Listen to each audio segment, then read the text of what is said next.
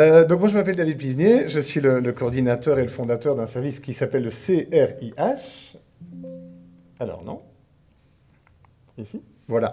Alors je vais aller un peu rapidement, mais comme ça vous voyez un peu la présentation du service. Euh, Plutôt que vous faire un historique en long et en large, plutôt vous dire pourquoi j'ai créé ce service-là. Je travaille depuis toute ma carrière dans le secteur, on va dire, des soins et de l'éducation, un peu à cheval sur les deux. J'ai notamment été pendant presque 15 ans coordinateur d'un centre de planning familial. Et vers 2012, on a commencé à avoir beaucoup de demandes, donc j'étais en planning familial à l'époque, on avait beaucoup de demandes d'écoles qui nous disaient oh, venez faire des choses autour du climat scolaire, du respect de l'eau, des relations entre les élèves, tout ça, du harcèlement, parce que ça devient compliqué. Et donc on a été, et comme de bons petits soldats, nous avons dit ce que on entend tout le temps et qui en soi n'est pas faux, mais qui est insuffisant. On a dit à des enfants pendant des années, surtout si tu es harcelé, qu'est-ce qu'on n'arrête pas de leur répéter? Si tu es harcelé, qu'est-ce qu'il faut faire? Parle-en.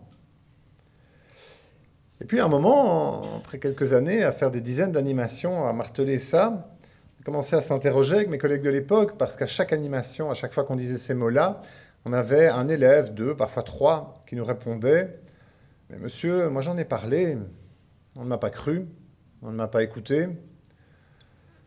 Il y avait une madame, elle était très gentille, elle m'a écouté, elle a voulu m'aider, mais finalement ça a fait pire. Ou bien, les adultes, ils m'ont écouté, ils m'ont dit oui, oui, je vais m'en occuper. Et puis finalement, ils n'ont rien fait. Et donc, à un moment, on a fini par se dire, mais quel sens y a-t-il à faire ce message-là et à dire à tous ces enfants, si tu es harcelé, parle-en, si en face, on n'a pas des adultes qui sont en capacité de les écouter et d'agir. J'y reviendrai, hein, mais voilà. Et donc, c'est dans ce mouvement-là, très naïvement, qu'à l'époque, on s'est dit, bah alors, allons nous former. Il n'y avait pas grand-chose en Belgique à l'époque. Donc, on a dû aller voir du côté de la France, on a dû aller vous lire deux, trois trucs qui ont été rédigés à la base en Finlande, en Angleterre et ailleurs. Et on a commencé à prendre en charge, de manière expérimentale au début, des situations de harcèlement. Et je disais qu'on était très naïf parce qu'on se disait, bon, on va prendre quelques situations en charge comme ça, on a un petit mi-temps, on va faire ce qu'on peut, voilà. Et puis on s'est retrouvé avec, au début c'était deux, trois appels par semaine, puis après deux, trois mois, c'est devenu 10 appels par semaine. Puis à un moment, on a commencé à nous appeler de Bastogne, de Bruxelles, de Arlon. Et nous, on était là avec notre petit mi-temps, avec un tsunami de demandes. Et là, on s'est dit, bon, ben, ou bien on arrête parce qu'on n'est pas en capacité de gérer ça, ou bien on essaie de s'agrandir, ce qu'on a fait. Et ce projet expérimental qui était au sein d'un planning familial est devenu le CRIH, c'est-à-dire un service à part entière.